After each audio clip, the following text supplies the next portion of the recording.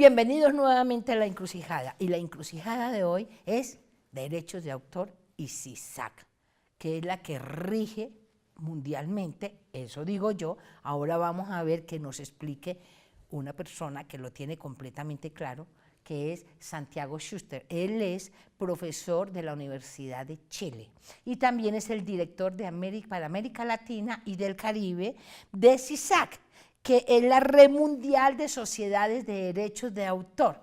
Santiago, hola, gracias por estar aquí con nosotros. Muchas gracias por esta invitación. Cuéntanos, ¿qué es SISAC? Bueno, para entender SISAC hay que remontarse un poco al origen de las grandes batallas que dieron los autores. Y el origen es muy simple. Bueno, es una historia un poco vieja y alguno va a escuchar y va a decir, oh, otra vez están contando esa historia del bar, del café, en que estaban del café Los Assassins, donde estaban unos autores franceses. Estaban estos autores franceses comiendo y de pronto les piden la cuenta. Pero el autor francés había escuchado que mientras comían se tocaba en el piano una música que era de él. Y entonces el autor le dice al mesero que no va a pagar la cuenta porque el restaurante se debe dar ya por pagado, o el café se debe ya por pagado con el uso de su música. ¡Ah, qué bueno! Y eso terminó en un juicio. ¿Ah, sí? ¿De un café? Con una sentencia. Y entonces a partir de eso, los autores entendieron que sus obras, las musicales, tenían explotaciones distintas de las que ellos no eran capaces de poder obtener un provecho económico. El café ponía la música no porque el dueño del café era un amante de la música solamente, sino que era un valor agregado para que su clientela se sintiera muy cómoda. Y entonces los autores franceses son los primeros que se empiezan a organizar para que todos ellos entregan sus obras a una sociedad de gestión que es la SACEM, y la SACEM empieza a dar autorizaciones a los cafés, a los bares, a los teatros, a las salas de baile, por la música de los autores franceses. Pero sucede que hay otros autores que conocen esta historia francesa, los ingleses, los alemanes, los españoles, y dicen, bueno, hagamos lo mismo. Nosotros también, claro.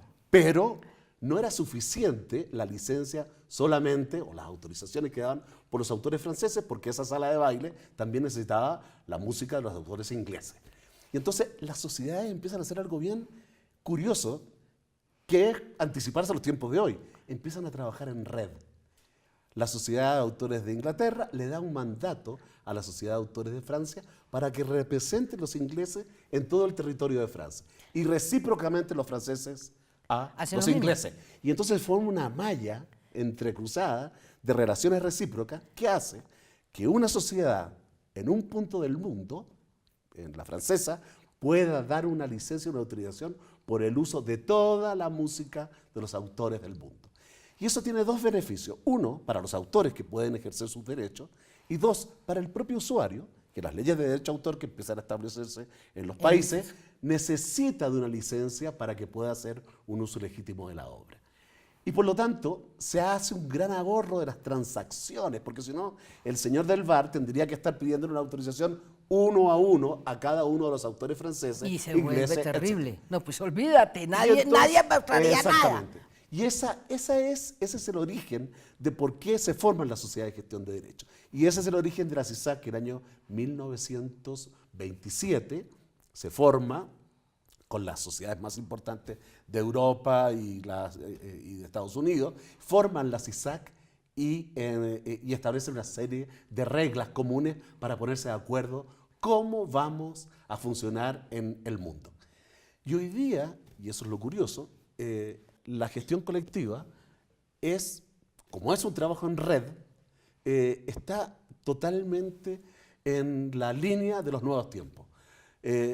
Y ha permitido que en el ámbito digital empiecen a producirse los mismos fenómenos que tuvimos hace un par de siglos en Francia. En el mundo digital también es posible. Fíjate que en el ámbito de la música, el único continente donde todas las sociedades de autores se pusieron de acuerdo para darle una licencia a iTunes fue América Latina. ¿Así? Y dieron la primera licencia multiterritorial. No sé si ustedes se acuerdan que antes uno tenía el iTunes o el iPhone y quería ir a comprar una canción o a bajar una canción y se encontraba con un cartel que decía, en su país no es posible porque iTunes no tiene la posibilidad de tener una licencia. Bueno, logramos en la CISAC, con la unidad de todas las sociedades de autores, que el año 2013 se firmara un convenio general con iTunes para que ahora cada país de América Latina, desde las sociedades más pequeñas a las más importantes, puedan licenciarse toda la música latinoamericana y del mundo a iTunes por los usos en la región. En consecuencia, bueno, es un maravilloso. trabajo que empezó, bueno, primero empezó con el teatro, ¿no? Pero donde realmente explotó el trabajo en red de las sociedades con la música. Y ahora viene el audiovisual. O sea, el audiovisual se incorpora ahora cuando toma tanta fuerza, Así es. ¿o no? Así es. Mira, en el ámbito de la gestión colectiva, el siglo XIX es más bien del teatro. El siglo XX es la música. Y el siglo XXI es el audiovisual. Y yo creo que el fenómeno que está ocurriendo hoy día en el mundo, la gran campaña que tienen las sociedades audiovisuales, donde está DASC, Colombia en el ámbito de los directores y redes en el ámbito de los directores y guionistas, es integrarse también de esta misma manera, y yo creo que el éxito que van a tener, a partir naturalmente de los usos tradicionales, el cable, la televisión, los usos en hoteles, etcétera, va a ser el ámbito digital. Total, pero mira, o sea, yo creo que estos ámbitos tradicionales, entre comillas, porque cuando salió la televisión todo el mundo decía que el cine se iba a acabar. O sea, el cine sigue porque es que es cautivo una persona encerrada. O sea, la forma como se haga, pero el contenido es el mismo, mira, claro. ¿Sí o no? Y luego pasa por eso, pero no se acaban. Claro. O sea, la literatura no se acaba. O sea, hay gente que le encanta leer así y hay otros que le encanta leer por redes. Lo que debería hacerse un estudio es cómo les va a los autores en los países donde no hay una sociedad de gestión colectiva. ¿Hay países que no tengan? Bueno, en el ámbito audiovisual, ustedes nosotros no teníamos. O sea, lo único que había que viajísimo Psycho. Pésimo. ¿Le iba mal? Pero terrible. Claro. Terrible. Y agradecemos el acompañamiento que nos ha hecho Psycho, que ha sido, claro. CISAC, perdón, que ha sido maravilloso. Claro. O sea, agradecemos eso. Y también lo que ocurre es que cuando no funciona bien una sociedad, tampoco le va bien a los autores. Entonces, nosotros hemos hecho algunas mediciones que muestran que los países más desarrollados en algunas áreas específicas como la música, o el teatro, o el audiovisual, o las artes visuales, donde hay una buena sociedad de gestión colectiva, el colectivo de autores se ve beneficiado y la expansión de la oferta cultural y la producción de productos de arte también tiene una enorme importancia. Tú hablabas, o siempre te he escuchado hablar de la importancia de las empresas creativas o las industrias creativas. Sí, las industrias creativas, eso es importantísimo. Bueno, en América Latina, las industrias creativas producen 1,9 millones de puestos de trabajo. O sea, esa es una de las industrias más grandes que hay en la región. 1,9 millones de puestos de trabajo. Eso significa 1,9 millones también de familias o de personas que están asociadas. Y multiplica las familias, si son trabajos, de ahí multiplícalo. Así es. Y el otro tema es que las industrias creativas, las empresas creativas, son las que más dan trabajo a los jóvenes.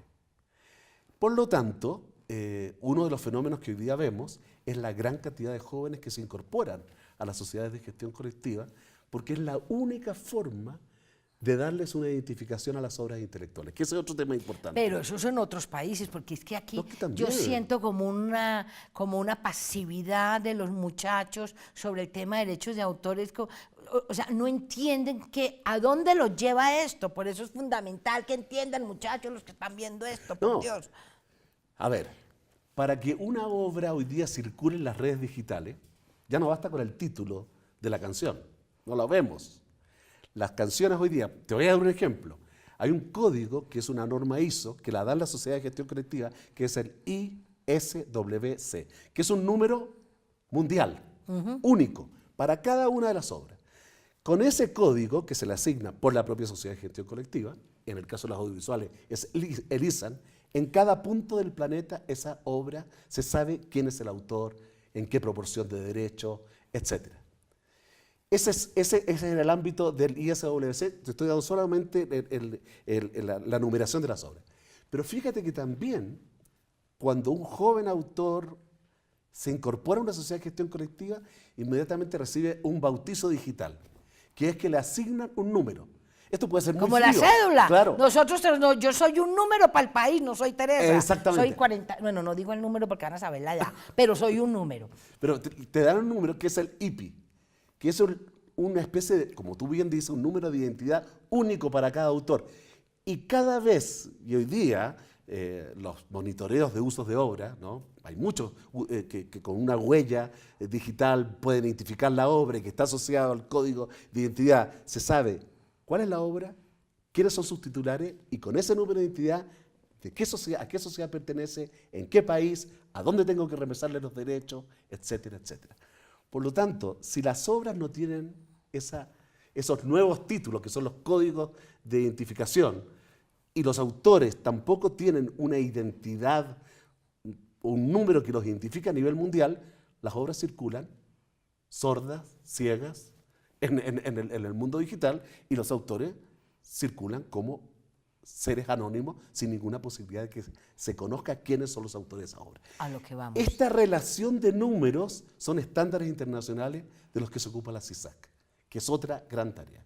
Y la última tarea es establecer reglas profesionales. Este mundo se complicó mucho. Hoy día la sociedad de gestión colectiva... Hay mucha gente, hay mucha cosa, Claro. mucha tecnología, Se ha mucha complicado facilidad. mucho. Exactamente. ¿Y están trabajando en eso? Exactamente. Y las reglas profesionales son estándares mínimos que tiene que cumplir cada sociedad para poder estar en esta red mundial. Que es maravilloso. Y eso le va a pasar a Y el las- apoyo, o y sea, eso le va a pasar a todas nosotros las ya que sociedades, acabamos de claro. lograr lo de la ley Pepe Sánchez, de verdad que el apoyo que nos están dando en cuanto a capacitación, en cuanto a manejo, en cuanto a todo, ha sido maravilloso. Apoyo, pongamos hoy lo tenemos aquí porque vino a apoyarnos con la Dirección Nacional de Derechos de Autor, fundamental eso, Exacto. entonces de verdad que muchas gracias por lo Bueno. a la CISAC, de verdad que estamos muy agradecidos nosotros y todos los creadores, libretistas y directores, de verdad debemos Y agradecer tenemos un este gran gran apoyo. presidente en la CISAC. Por eso le iba a decir, yo muero con el presidente Jean-Michel Jarret. Espero que los jóvenes lo conozcan porque yo mandé una foto. ¿Y quién es ese? Ah, no. Una belleza. Claro. La música del hombre es maravilloso. Santiago, se me olvidaba antes de irnos, ¿cuál es la encrucijada? Ay, En la derechos de encrucijada en derechos de autor. Creernos el cuento.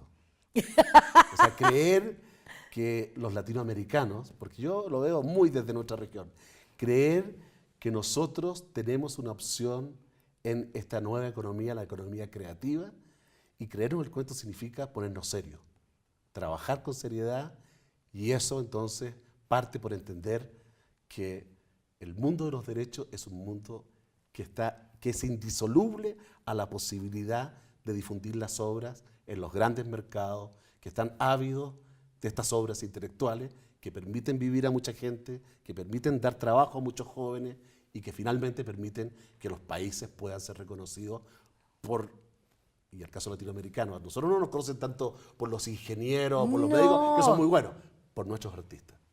Esa es esa es mi apuesta, esa es la encrucijada, saber si vamos a elegir este camino y si vamos a sentirnos capaces y convencidos de que podemos tener un rol muy importante, un papel muy importante en la economía digital. Ya escucharon. Esta es la encrucijada y todos lo tenemos claro y tenemos que salir adelante. Gracias, Santiago. Gracias, Teresa. Y a ustedes, síganos viendo, por favor, y síganos en Facebook y en Twitter. Y temas, lo que quieran, por favor, escriban de qué quieren que hablamos y si quieren venir a conversar.